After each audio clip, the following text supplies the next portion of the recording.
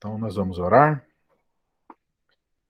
Pai, obrigado por este momento. Obrigado porque mais uma vez nós estamos aqui na tua presença para estudarmos e pensarmos um pouco sobre esta área que é tão importante na nossa vida, como igreja, como seres humanos. Dá-nos da tua orientação, da tua sabedoria, da sensibilidade do teu espírito, para que possamos interagir, dialogar, mas acima de tudo que possamos juntos aprendermos, Pai. Ajuda-nos nessa hora e nos dê a tua paz. Em nome de Jesus. Amém. Amém. Bom, antes da gente falar, não sei se vocês pesquisaram lá o conceito de ética que eu tinha pedido, mas antes eu queria só fazer a leitura de um texto que tem a ver com a nossa matéria. Segundo aos Coríntios, capítulo 7, versículo de número 5 até o 7. Segundo aos Coríntios, capítulo 7, do versículo 5 até o 7, se você quiser acompanhar aí, mas eu vou ler aqui, tá? Paulo diz assim: pois quando chegamos à Macedônia, não tivemos nenhum descanso, mas fomos atribulados de toda forma, conflitos externos, temores internos. Então, o que ele está dizendo aqui? Não tivemos nenhum descanso. Ele está falando aqui do estresse que eles estavam passando, né? Conflitos externos e temores internos. Tinha muita coisa dentro deles também. Olha o verso 6, que texto lindo, né? Deus, porém, que consola os abatidos, consolou-nos com a chegada de Tito. Como que Deus consolou? Ele consolou enviando uma pessoa. Uma pessoa como diz o texto aqui, né, o Tito, fonte, né, de consolo que Deus usa para abençoar outros. E ele diz, e não apenas a vinda dele, mas também com a consolação que vocês lhe deram. Ele nos falou da saudade, da tristeza e da preocupação de vocês por mim, de modo que a minha alegria se tornou ainda maior. Então, não só foi consolado, mas ficou alegre com as palavras que Tito trouxe da comunidade. Então, duas coisas importantes aqui. Paulo retrata aqui a sua situação, seu estresse, cansaço, os conflitos externos, os temores internos, que todo mundo passa, né? Mas o que eu queria destacar é que Deus consolou enviando Tito. Então, uma pessoa é fonte de consolo. Aqui, Tito, a chegada dele, a pessoa dele, é isso que é importante nessa compreensão de aconselhamento, o quanto uma pessoa é importante na vida da outra, tá? Deus poderia ter, sei lá, enviado qualquer coisa, dado qualquer coisa, mas Paulo diz, Deus consolou-nos com a chegada de Tito, chegada de alguém, né? Muito bem. Eu queria deixar essa introdução com esse texto. E vocês pesquisaram o conceito ética? Eu sei que é muito amplo, é mais para a gente discutir um pouquinho sobre isso. Quem gostaria de falar? Fala, Ed. Só que liga o microfone.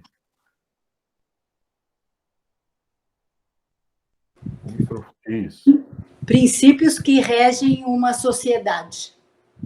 Palavra princípios que regem, né? Ética, de modo geral. O que mais? Pastor?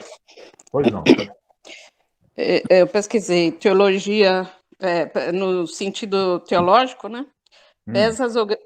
Pesa as obrigações morais do homem à luz da revelação bíblica.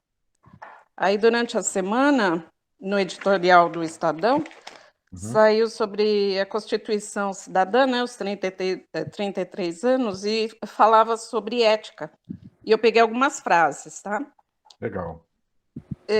Ser ético é ser justo, obedecer à legislação.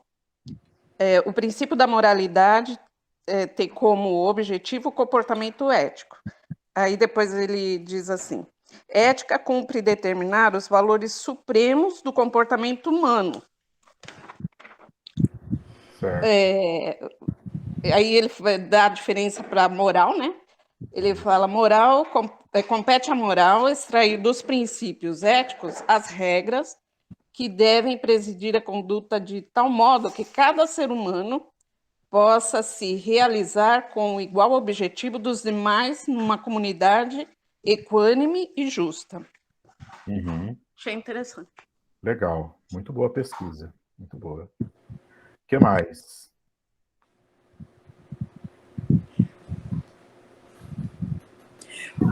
Pastor, Oi.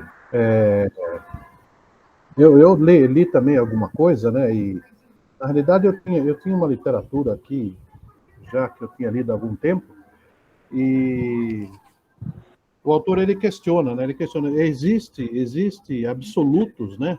Universais, éticos, né? Eles têm alguma validade? Eles realmente existem, né? Aí ele lança uma pergunta, né? Por exemplo, que é bem pertinente. Ele fala: ó, é correto mentir para salvar uma vida? Uhum. Né? Uhum. Aí o campo ele Sim, abre vai para longe, todo né? lado, vai longe. Uhum. Você citou aí essa fala do Kant, né? Existe um absoluto para todo mundo, né? É que vai abrindo muito, né? Mas, de modo geral, para a gente pensar um pouquinho a respeito do que nós vamos falar de aconselhamento, mas é muito amplo.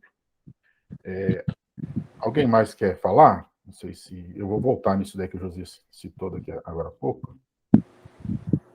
Vou ler uma pesquisa que eu fiz. A ética, como expressão única do pensamento correto, conduz à ideia da universalidade moral, ou ainda, a forma ideal universal de comportamento humano, expressa em princípios válidos para todo pensamento normal e sadio. Uhum. Alguém mais?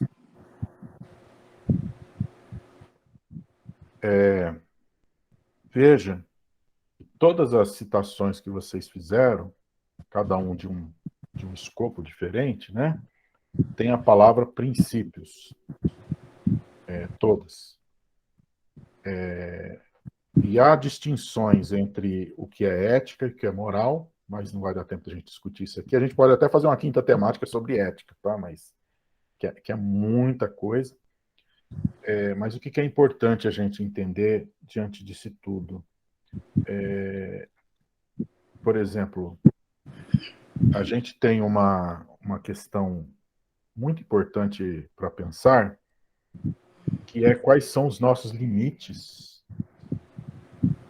quais são os nossos parâmetros para lidar com as relações humanas, com as outras pessoas. Todo mundo precisa de parâmetros, de princípios que normatizam isso. Entretanto, né, aquilo que o Josias citou, que vem lá do Kant, né, que é o imperativo categórico, que é mais ou menos assim: quando você faz bem para um ser humano, você está fazendo para toda a humanidade, né? Como se isso é discutível, porque talvez o que é bom para um pode não ser para os outros. Pode não ser absoluto, assim, universal desse jeito. Nem tudo é.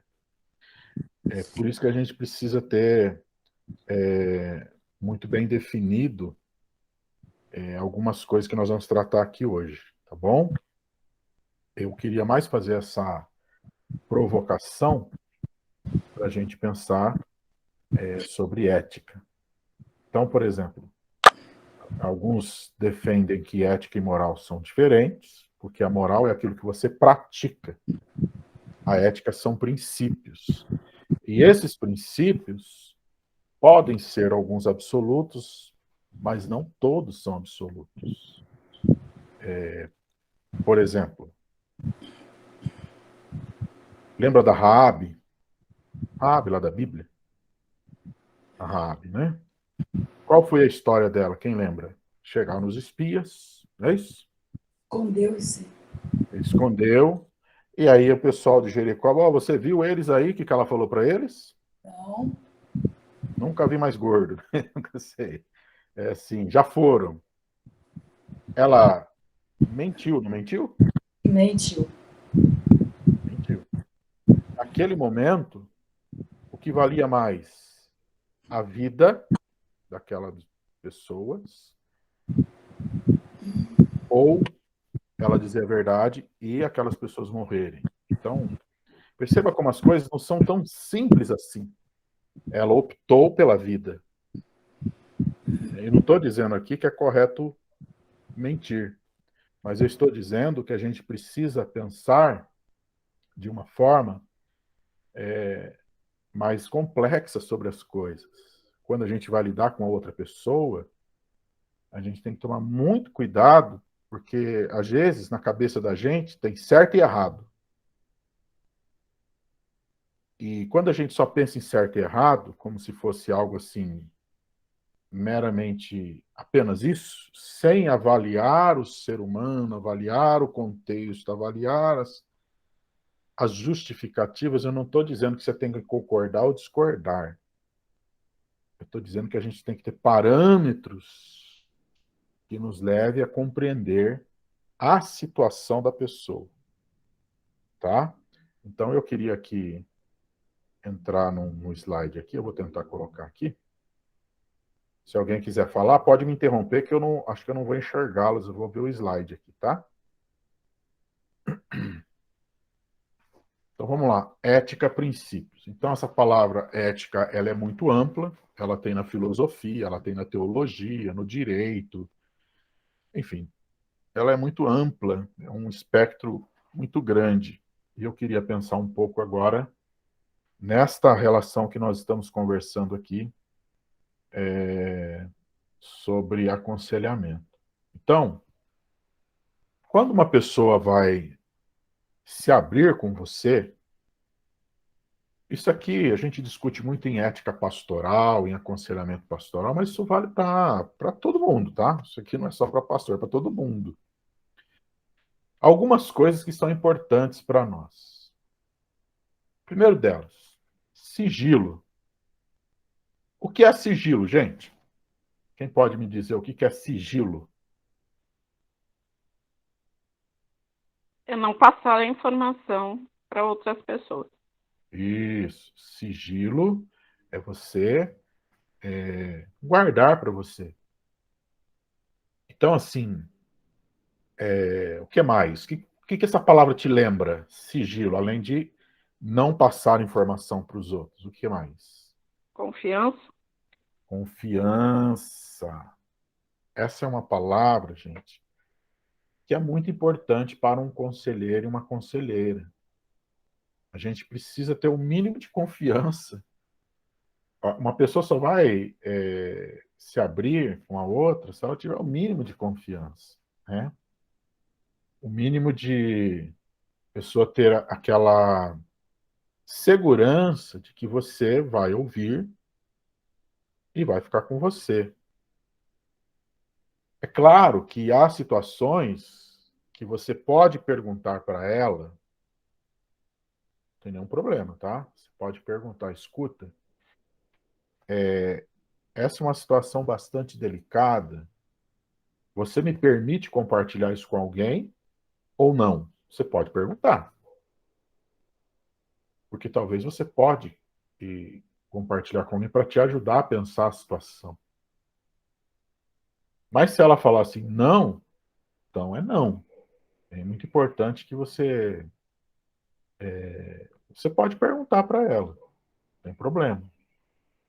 Agora, essa questão do sigilo, porque é triste, né, quando alguém talvez compartilha com você, eu não sei, espero que você nunca tenha passado por isso. De repente, a torcida do Corinthians inteiro sabe, né? Fica sabendo do que está acontecendo. É muito, assim, além de triste, eu posso dizer, é bastante assim desagradável, né?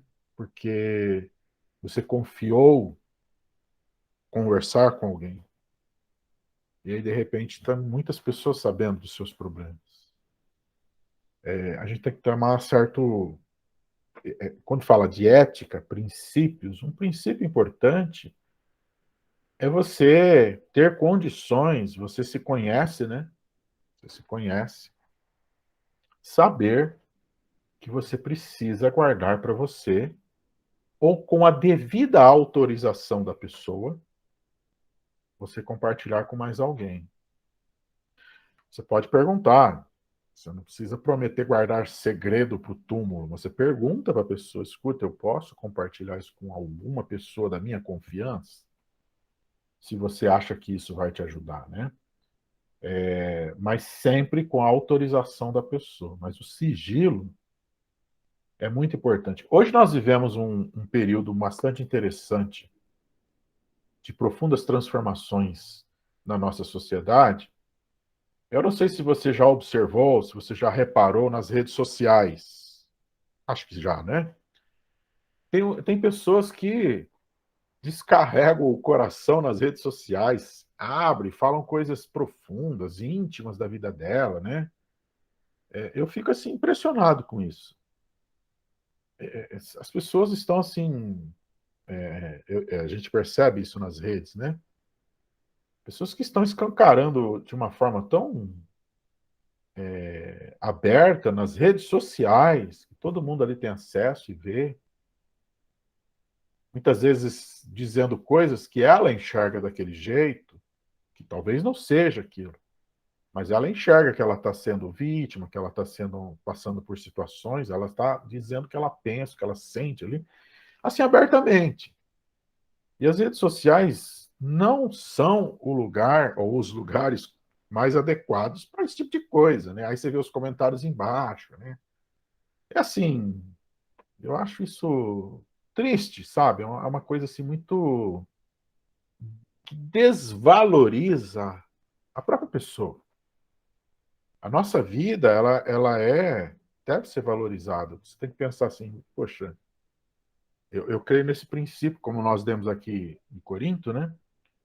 Que Deus que consola os abatidos, consolou-nos com a chegada de Tito.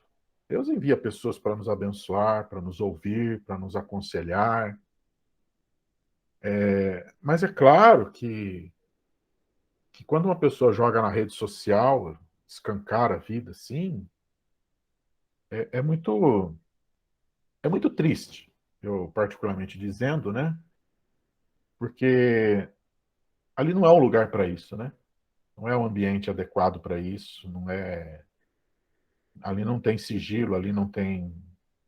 Você passa a visão do que você sente, porque assim. Por que é importante quando você é aconselhado ou quando você está ouvindo alguém para aconselhar?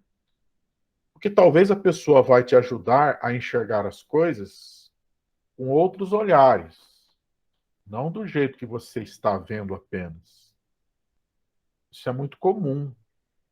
Você está tão assim afetado emocionalmente que você está enxergando só daquele jeito. Você só tem aquela janela, você só enxerga por aquela janela. Mas de repente na conversa, né, você vai começar a enxergar outras janelas. Isso é muito importante para você poder ter condições de pensar um pouco mais sobre isso, né? Então o sigilo ele é fundamental para um conselheiro e uma conselheira, tá? Eu sei que é bastante assim delicado isso, né? Bastante delicado, mas é importante. É importante que um conselheiro, uma conselheira tenha essa disponibilidade, essa disposição de ser sigiloso, sigilosa, de guardar para si. Inclusive, a Constituição nos garante isso, né? Você não é obrigado a dizer nada do que falam para você quando é em termos de aconselhamento, né? Então, assim, pelo menos para líderes religiosos, né? Então, é algo muito profundo. Alguém está abrindo a vida para você. Outra questão ética, outro princípio importante, o respeito.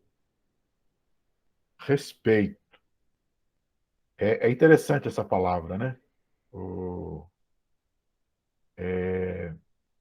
Porque, assim, respeito é quando você traz para perto, né? Você traz aqui no seu, né, no seu peito, você traz para perto, você pode até não concordar com nada daquela pessoa. Mas se ela está abrindo o coração para você, se ela está escancarando para você a vida dela, ela está mostrando para você o que ela tem de mais precioso, que é a vida dela, os sentimentos, a alma dela está ali.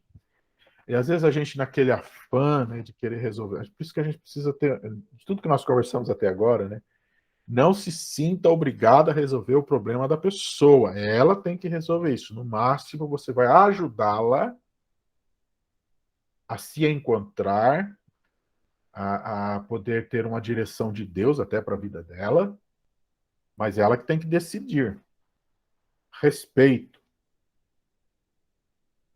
Então, talvez tem gente que diz assim, mas também olha o que você faz da vida. Né? Aquela delicadeza, né? Mas também olha só o que você faz. Tem que sofrer mesmo. Bem feito, né? Esse tipo de coisa que talvez é comum, né? São comuns de se dizer por aí. Então, respeite a pessoa. Você pode dizer as coisas com respeito. Por exemplo, você pode dizer assim para ela: você não acha que essa decisão que você tomou não te levou a estar sofrendo isso?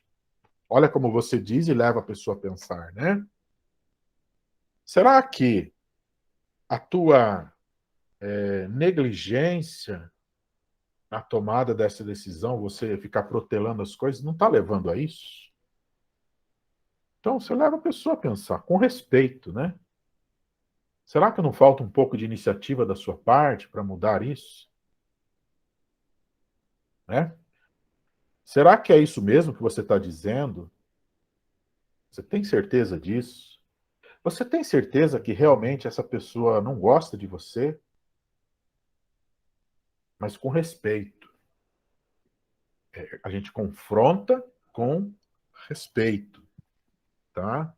Nunca com falta de respeito. Falta de respeito é a gente diminuir o outro, né? Mas com respeito você pode sim levá-la a pensar, inclusive confrontando, né? Por exemplo, você pode perguntar para ela assim: será que você não exagerou no que você disse? Ó, a gente está levando um pouco a pessoa a pensar: será que realmente é isso mesmo?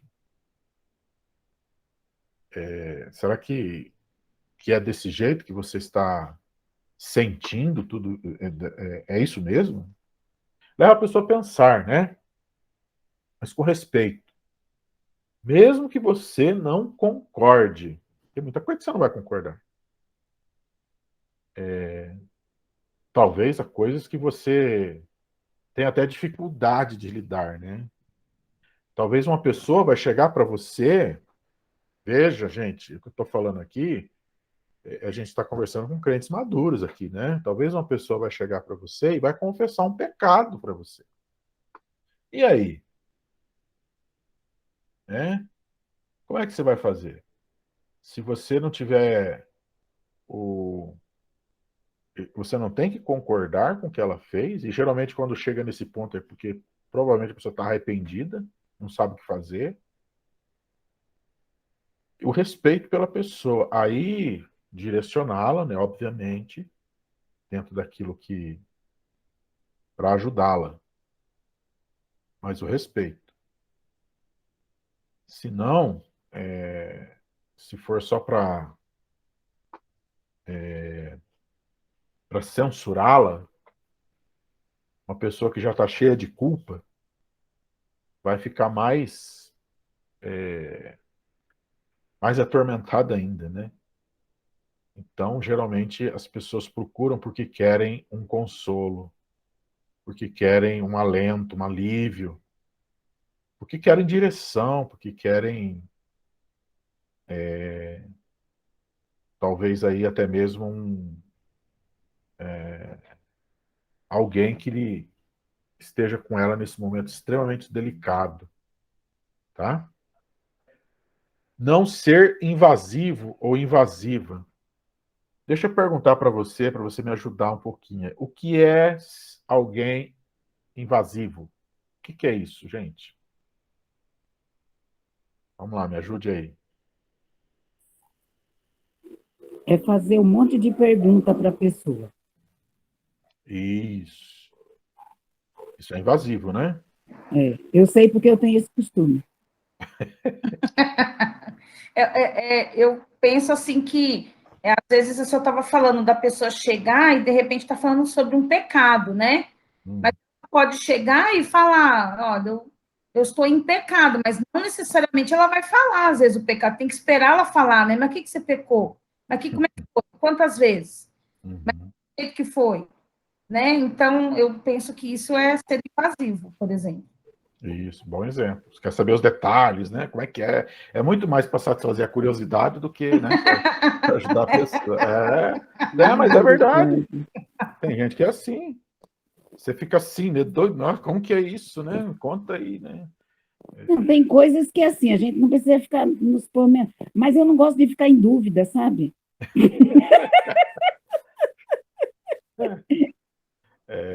É assim, olha só. Mas isso é coisas mais leves. Hum. Eu nunca cheguei nesse ponto, assim, de coisas mais sérias, assim, não.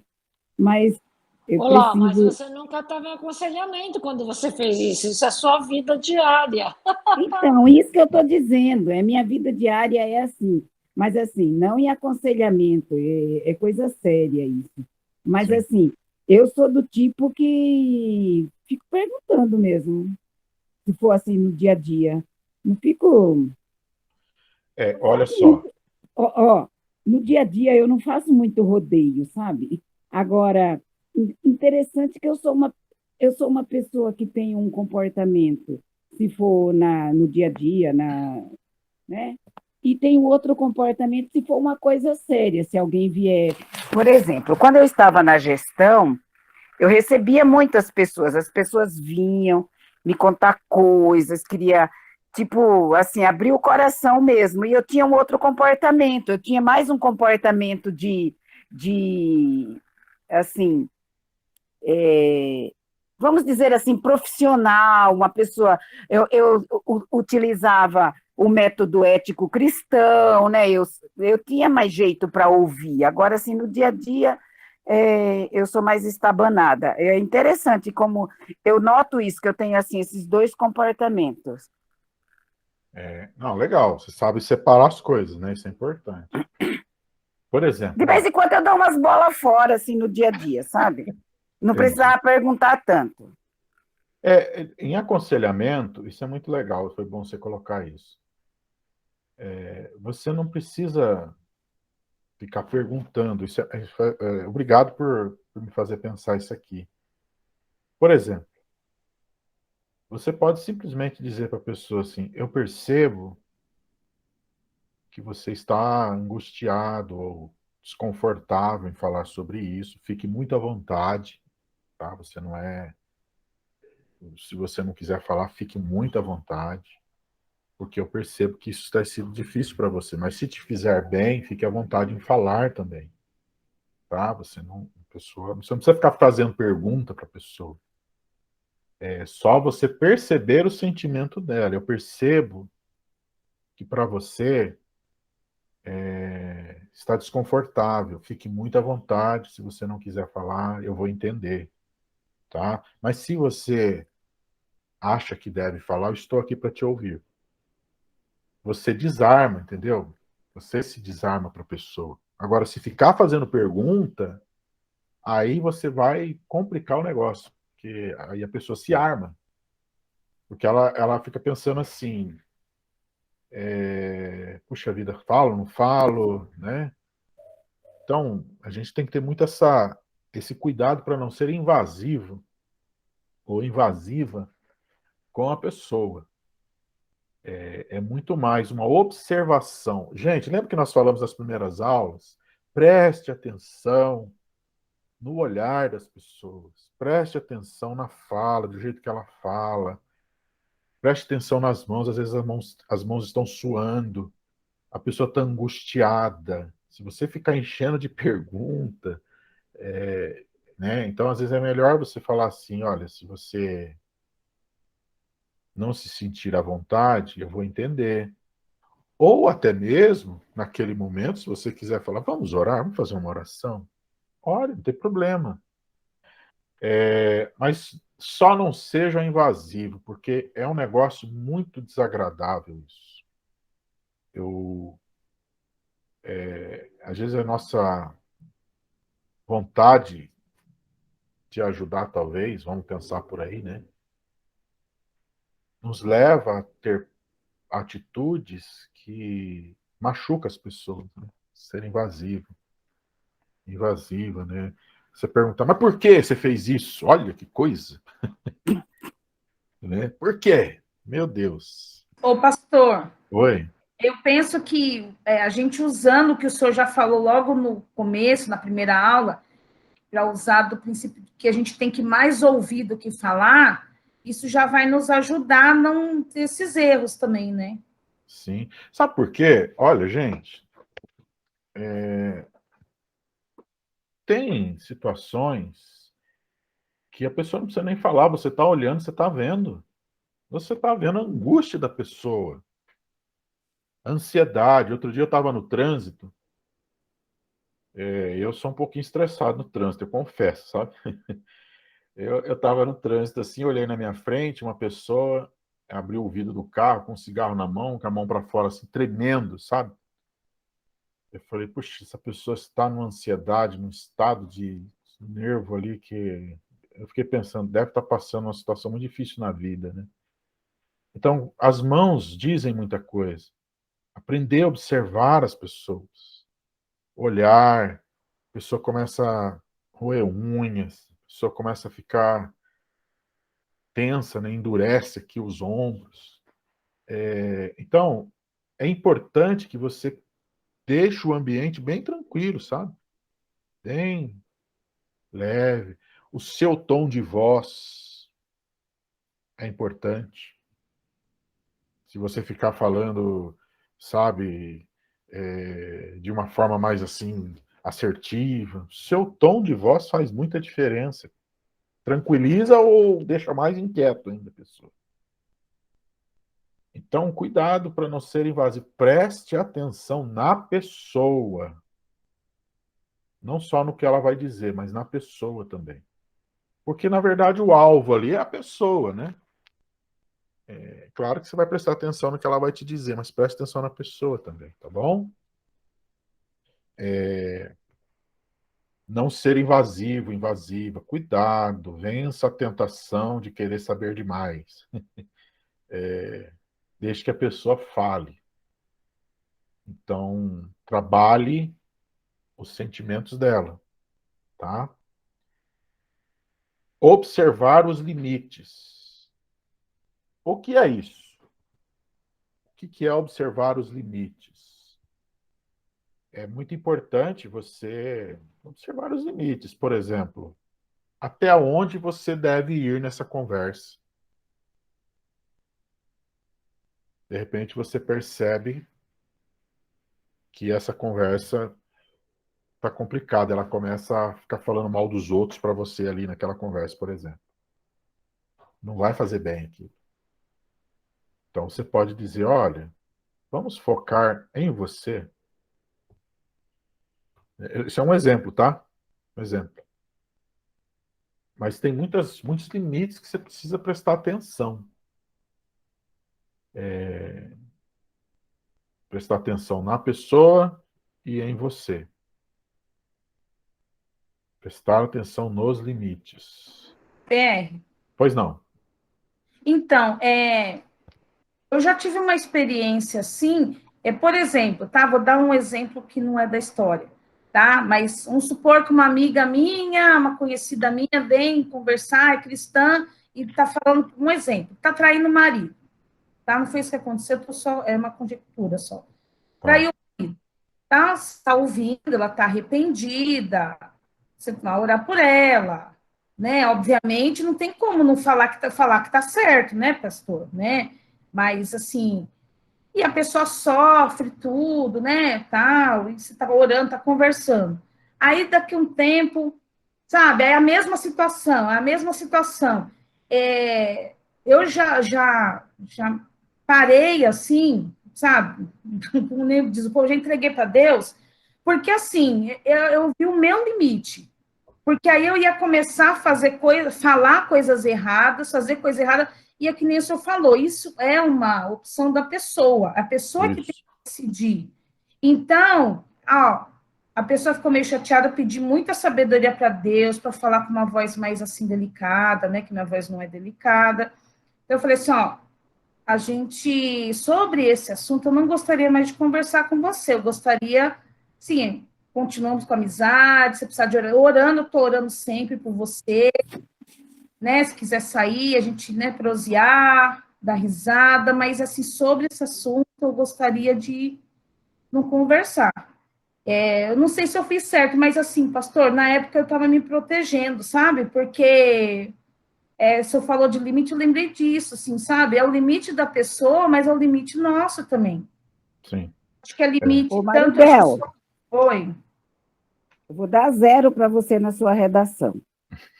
Você começou falando em terceira pessoa e no meio do caminho você mudou para a primeira pessoa. Mas eu só não falei o... Como assim? É concordância verbal, ela tá enchendo o saco. É Eu sou porque, professora de arte, sou de português. porque você estava dando um exemplo assim, Não, mas eu não aleatório. falei, o aleatório era o problema. Eu entendi, eu Ah, não entendi. é esse, tá? O problema da confusão não era essa, era outro, mas era um pecado, né? Ó, Pastor, Oi. pastor, eu compartilho totalmente com o que a Maribel falou. Eu também sou muito assim. A É isso pessoa que eu ia falar. vem, eu tento, né, falar, mas se eu percebo que a pessoa não tá, não quer, sabe, fazer nada, eu logo desisto, assim. Eu fico mais que nem a Maribel falou, vou orar e partir para outra coisa. Não tem muita paciência com pessoa que não acorda para a vida. É assim, eu entendi perfeitamente. Há duas coisas aí que eu acho que me chamou muita atenção que a Maribel falou. Primeiro, que ela deixou claro que estava afetando ela. Não é isso, Maribel? Não estava te afetando? Isso é. Então, esse é um limite importantíssimo. Está te afetando. Opa, sinal de alerta. Espera aí. Está me fazendo mal. Opa, a pessoa está falando para você, pelo que eu entendi, o exemplo que ela deu, está dizendo que fez uma coisa errada e tal, não está muito afim de mudar, não quer mudar de vida, não quer, pelo que eu entendi, né? Nem de resolver a situação. E muitas vezes a pessoa está pesado para ela só quer compartilhar para trazer um alívio, mas está fazendo mal para você. Então é importante você observar esse limite, né? Talvez as situações que você pode dizer assim, olha, se você realmente quer ajuda para mudar de vida, nós podemos conversar. Mas se você sabe que está errado, está continuando e quer insistir nessa situação, eu percebo que você não está afim de mudar. Então, não sou a pessoa mais indicada para te ajudar, não. Pronto. Ponto final.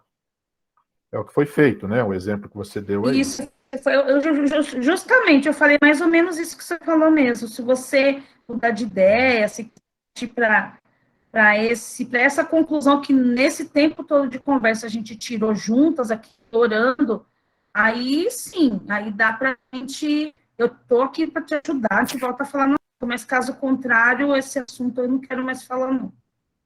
Então, é isso aí, porque está te afetando, né? Você não é a pessoa mais indicada para isso. Fala, olha, eu não concordo com. Nesse momento, se você ainda tem uma intimidade, assim, uma amizade com a pessoa, fala, não concordo com o que você está fazendo, está errado, tal. Não sou a pessoa mais adequada. Agora, se você quer ajuda e, e quiser mudar de vida, quiser tomar uma outra atitude, podemos conversar. Então, cada caso é um caso, tá, gente? Cada situação é uma situação. Por isso que é importante observar os limites. Se aquilo está te afetando, está te fazendo mal, é muito importante você observar os seus limites.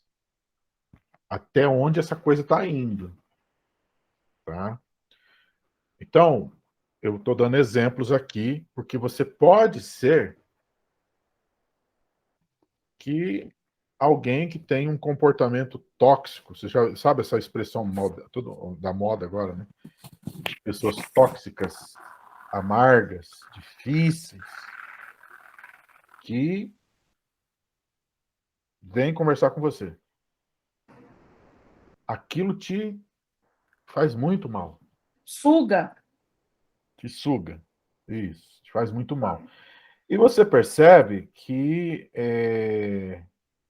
tem pessoas que são muito que não se dão conta da toxina que tem, né? Não é maldade, às vezes. Infelizmente, às vezes, a vida inteira a pessoa é assim. A Bíblia diz em Hebreus, carta aos Hebreus, capítulo 13, se eu não me engano, que vai dizer assim, sobre tomar o cuidado de não ter entre vocês qualquer raiz de amargura que brote e que contamine os outros, né? A raiz de amargura, a metáfora usada ali, ela vai brotar e vai contaminar o ambiente. Contamina. Vai contaminar você. Então, observe os limites. Você pode até conversar com a pessoa tóxica. Só tome cuidado de você colocar limites. Olha, até aqui, tá? É claro que talvez você não precise dizer em palavras, mas você vai deixar claro isso. Você coloca limites. Então, você pode dizer assim, olha, já deu por hoje, tá bom? Porque isso afeta, viu, gente? Lidar com aconselhamento é um negócio, é assim, é um negócio, né? É um ministério, digamos assim, que vai exigir muito da gente. Então, talvez você vai conversar com a pessoa, por mais que você não queira se sentir mal, aquilo vai te afetar algum tempo, mas você vai, lógico, você vai lidar com isso. Você vai se desligar disso, porque pro seu bem. Não que não é importante o que a pessoa falou para você, mas você não vai deixar aquilo te afetar a ponto de te fazer mal. E você tem que observar esses limites. Porque aquilo que é do outro, não é seu. Você não tem que sugar o que é do outro para você. Então, se uma pessoa é tóxica, né, cheia desses problemas aí, ela despeja em você, você não tem que carregar isso para você. Tá? Você não tem que cuidado que contamina. A Bíblia diz isso, Hebreus vai. Raiz de amargura brota e contamina. Então, cuidado com isso. Observe os limites. Imagina uma pessoa que cresce num lar desse, que é extremamente negativa, que nada está bom. A Bíblia está cheia de exemplos, né? Em Provérbios você lê muito isso, né? Então, observe os limites, cuidado com isso, tá? Se cuida e cuida do outro também. Você coloca limites. Não gerar dependência. Ou seja, nós já falamos bastante sobre isso, né? Até o Josias usou uma expressão interessante outro dia aí do guru, né? Tem gente que é uma tentação ser guru, né? Você ficar. Você sabe que uma das grandes angústias nossas, tem um teórico muito lido recentemente, o Edgar Morin, ele vai falar que nós vivemos num arquipélago de certezas cercado de um oceano de incertezas. O Mohan, ele é interessante que ele discute muito essa questão planetária, da educação planetária e tal, né? Isso já, eu leio, acompanho o Mohan já há muitos anos, né? Mas uma das coisas que a gente mais tem dificuldade é de conviver com incertezas. Não gostamos de incertezas. E aí, quando a gente olha para a nossa vida, a partir da nossa experiência com Cristo, nós não vivemos de certezas. O justo viverá pela fé. Não é de certezas, é pela fé, né? A Bíblia diz. Agora, a incerteza é um problema, gera muitas crises. Gente, a pandemia foi um tsunami de crises, de problemas, de dores, e tem sido ainda. Luto, enfermidades, doenças mentais, né? Saúde mental das pessoas afetadas. Uma série de incertezas que tem abalado o mundo inteiro. Então, assim, mais do que nunca, a gente tem que prestar atenção de como esse texto que nós lemos de Paulo falando de Tito, né? Deus que consola os abatidos, consolou-nos com a chegada de Tito. Nós precisamos ser esses Titos, né? Na vida das pessoas. Mas nunca gerando dependência da gente. Se você caminha com a pessoa e ela se torna dependente de você e não de Deus, pode ter certeza, você não está tendo sucesso. Esse gerar dependência, né? Não faz mal, não faz bem para a pessoa. Eu me lembro de uma situação, muitos anos atrás, no começo do ministério. Havia uma senhora muito desesperada, ela não era da igreja. Um professor da faculdade falou: cara, ele foi bem curto e grosso para mim, né?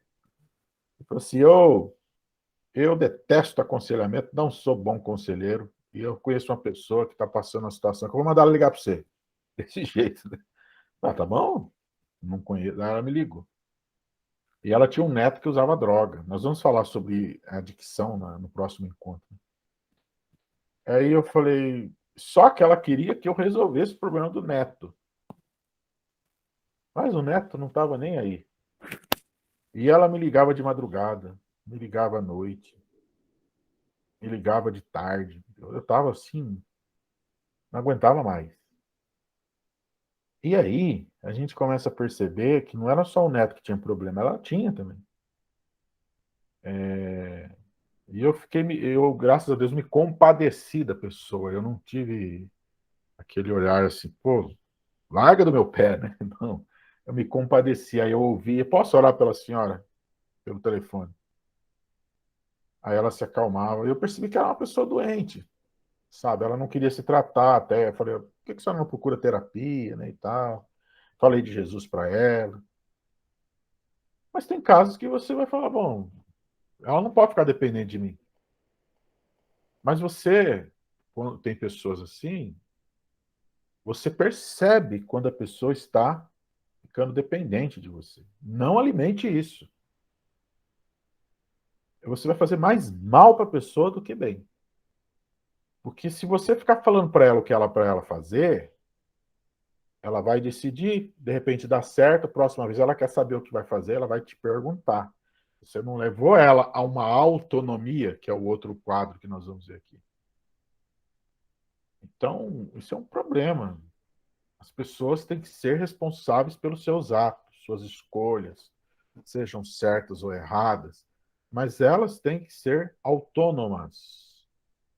E hoje nós vivemos um cenário, eu não sei se é típico do nosso tempo, né? Mas as pessoas estão infantilizadas. Muita gente que não quer amadurecer. Amadurecer dói, porque a gente precisa amadurecer. Amadurecer emocionalmente, talvez porque tem toda aí aí tem que ter uma pesquisa sobre isso, mas alguns sinais, né? Por exemplo, tem pais que não deixam, que têm horror de ver seus filhos passando frustrações, tendo decepções. Como é que uma pessoa dessa vai aprender a ter maturidade emocional? Está sempre protegendo, né? Você não pode, você não pode. Ela vai ficar dependente para sempre. Então, a gente tem que prezar pela autonomia da pessoa, do outro. Você está aconselhando? Preze pela autonomia da pessoa. Porque senão, gente, você vai ficar gerando bebês, né? Não tá errado isso aí. Tanto do ponto de vista social, emocional, bíblico. Dos grandes problemas, por exemplo, que você vê na carta aos Hebreus e na carta aos Coríntios, é claramente ali infantilidade espiritual daquelas pessoas. Paulo fala isso, vocês já deveriam ser mestres, e eu tenho que ficar dando de mamar para vocês. A carta aos Hebreus fala isso, e Tiago também dá umas pinceladas sobre isso. Então a gente vê que a Bíblia trabalha essas questões. A gente tem que prezar pela autonomia da pessoa. A pessoa precisa amadurecer. Por exemplo, eu fiz errado. A questão é o que você vai fazer com o erro? E agora? Vai ficar se lamentando? Vai aprender com isso? Vai tomar um posicionamento? O que você vai fazer com isso? O que eu faço? Não. Estou perguntando para você. Se você continuar nesse erro, onde você acha que isso vai te levar? Então, a pessoa que tem que ter essa autonomia de... e se fosse você, o que faria? Não, mas eu não sou você. Gente, essa pergunta acontece direto. E se fosse você, o que você faria? Mas não sou eu. É você. Entende? Essa coisa, essa ideia de que essa resposta, que se ela fosse universal, ela não é universal. Cada um é cada um. Se fosse eu, faria isso. Gente, não faça isso. Guarda para você, engole essas palavras. Talvez você sabe que se fosse você, faria isso. Mas não fale isso. Se você falar, você não está prezando pela autonomia do outro. Ô, pastor, Pois não. estava com uma pergunta do senhor tão boa para fazer, e falar, pastor, o que o senhor faria no meu lugar? Ó, já não vou fazer mais. Então. Você já escapou de um, ó. Mas veja como é interessante, a gente faz essas perguntas. O que você faria? Né? Então... Mas assim, eu penso que, claro, eu estou generalizando, falando no geral, né? Sim. Nenhum problema, por mais igual que seja, é igual, né? Por mais Não entendi. Não quase... entendi. Você pode repetir, por favor? Assim, nenhum problema, nenhuma situação que seja quase igual não chega a ser igual, Isso. né? Então, de repente, fala assim, eu tô com meu filho doente, isso aqui lá, você que já tem filho, o que o senhor faria? Entendeu? Então, tem algumas coisas que talvez até, eu já aconteceu isso comigo, eu fiz assim, mas agora, falar exatamente, né, o que você deve fazer, a gente até já falou sobre isso, né? Porque, assim, você falou uma coisa muito importante. As situações, elas podem ser parecidas, mas elas não são idênticas. Por quê? Por que não são? Porque cada pessoa é uma pessoa. Para mim pode ter funcionado, entendeu? Mas eu não sei se para você vai funcionar. Não sei.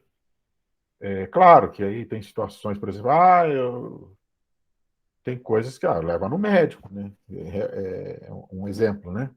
Tinha uma situação. Mas assim, cada pessoa é uma pessoa. Se para você funcionou, não significa que para o outro vá funcionar. Então, veja como é delicado isso. Se fosse você, o que você faria? Eu faria isso. Aí a pessoa vai lá e faz. Aí não deu certo. E aí? Como é que fica esse negócio? Né? Então, ela pergunta, e qual é a sua opinião sobre isso? Você pode até dizer, olha, Para mim, no meu caso, para mim, se você quiser falar, aí é uma questão que depende muito da situação, né? Não é que você nunca possa dar opinião, tá, gente? Não é isso. É só que tem que tomar cuidado. Tem que ficar muito claro que isso para você é uma coisa. Para ela pode não. É igual óculos, né? Você pode ter armação igual, você pode achar bonito do mesmo jeito, mas cada um tem um grau diferente, cada um tem um problema diferente de óculos nos olhos, né? Não vai dar bater, é muito raro bater. Então, assim, a gente tem que tomar esse cuidado, a autonomia da outra pessoa. Aí você, como conselheira, tem que pensar assim: isso vai ajudar a pessoa a amadurecer ou não? Porque, claro, gente, você tem que ter a sensibilidade, por favor, me entenda, né? Se é uma situação emergente, é uma situação que você está vendo assim, dramática, que exige uma ação diretiva ali, claro, estou dizendo que nunca vai acontecer. Agora, no geral, você tem que perguntar assim: isso vai ajudar essa pessoa a amadurecer ou ela vai ficar infantilizada mais ainda? No geral, você tem que fazer esse tipo de abordagem para você mesmo, tá? Para você mesmo. Pensar assim: isso vai ajudar ela a crescer ou não? Tá? Porque tem muitas situações de pessoas que não quer ter autonomia. É difícil. Eu sei que a gente quer sempre optar pelo caminho mais fácil, né? Então, agora, se você quer realmente ajudar a pessoa, ajude-a a amadurecer. Cada pessoa é uma pessoa, cada um tem seu ritmo, cada um tem seu jeito. Mas, assim, cuidado para não infantilizá-la mais ainda, né? Agora, tem a sensibilidade, tem casos que são urgentes, né? Aí você que vai observar isso, tá bom? Alguma pergunta sobre isso? Alguma colocação?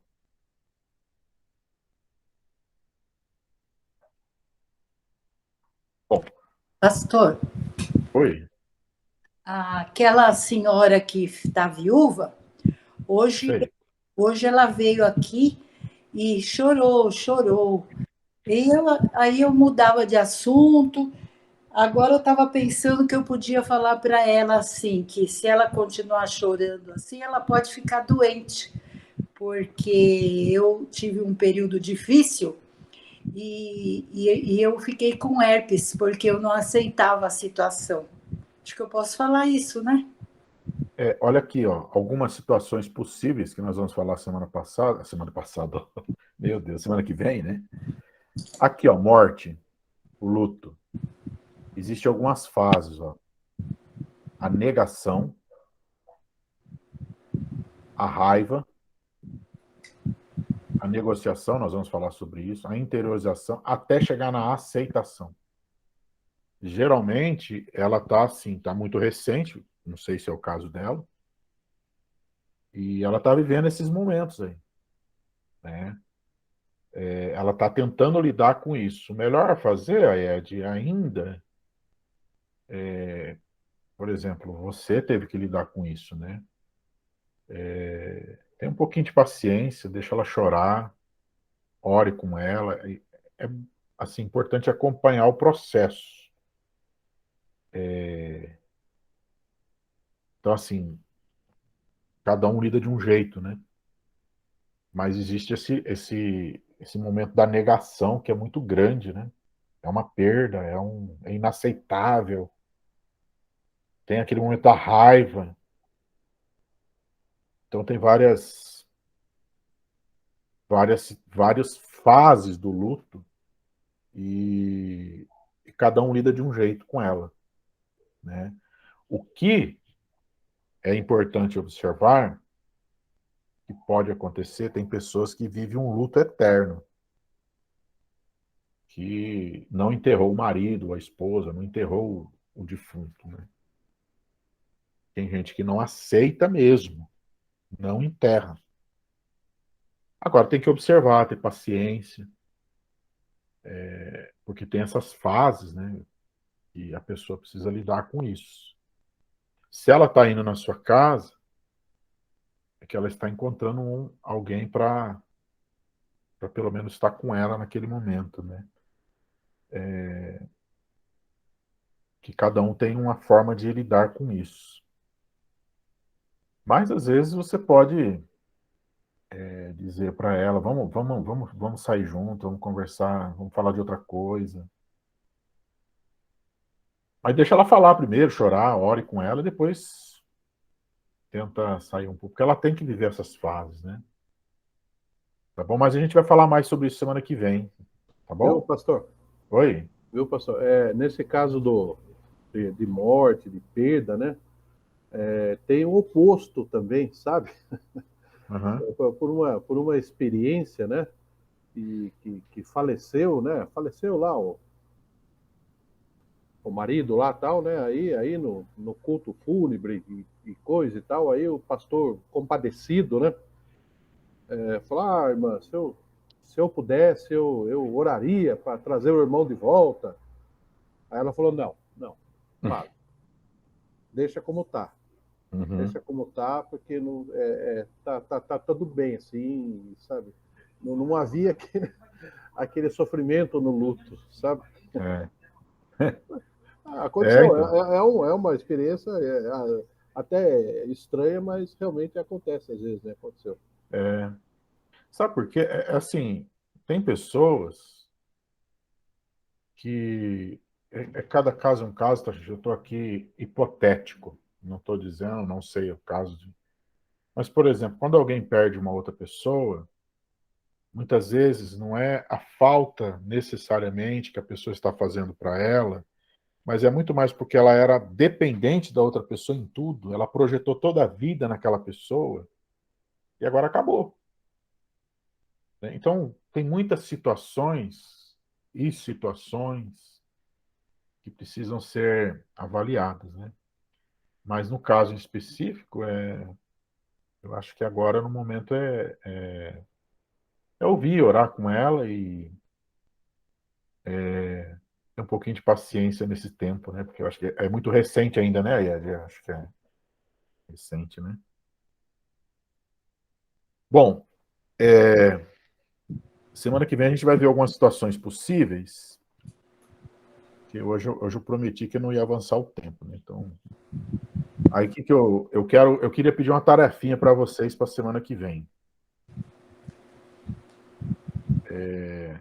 Deixa eu me achar aqui. Vocês vão pesquisar para mim a palavra contingência. Contingência.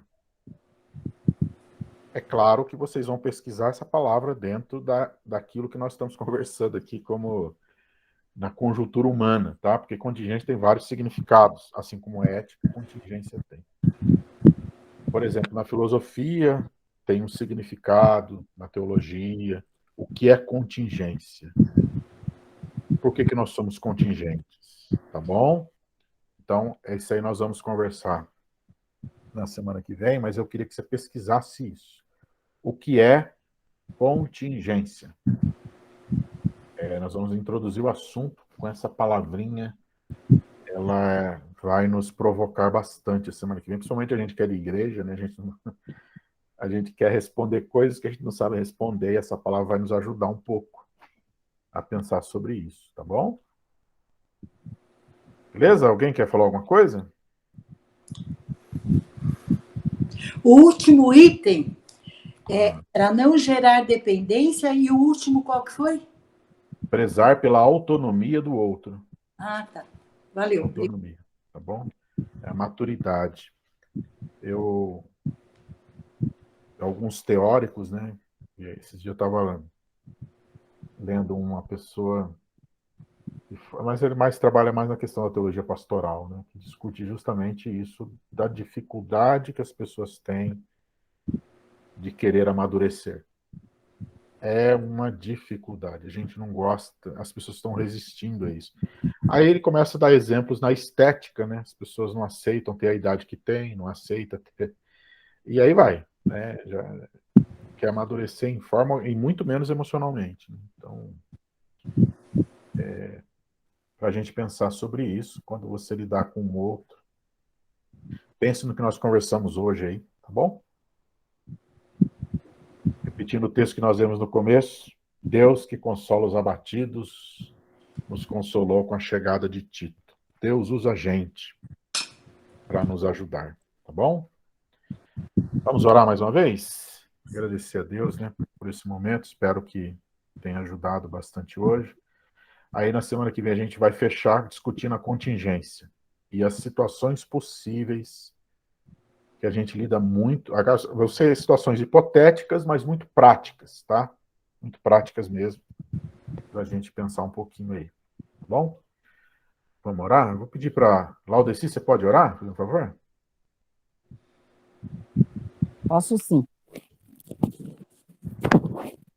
Querido Deus, nós te louvamos, Senhor, pelo seu cuidado para conosco.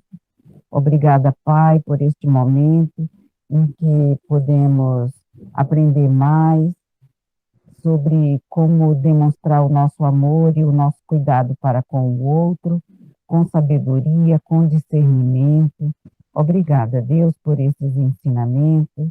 Ajuda-nos, ó Pai, a estarmos interiorizando e realmente assimilando aquilo que é o mais correto a ser feito. Obrigada pela vida do pastor, pelo seu empenho e pelo seu desejo de ajudar os outros, Pai. Cuida dele, fortalece-nos a nossa fé em Ti e ajuda-nos a sempre andar nos caminhos do Senhor, fazendo sempre o Teu querer e a Tua vontade. Muito obrigada por cada pessoa que está nessa sala. Cuida de cada um de nós, dá-nos uma noite de descanso, guardados e protegidos pelo Senhor. Em nome de Jesus. Amém. Amém.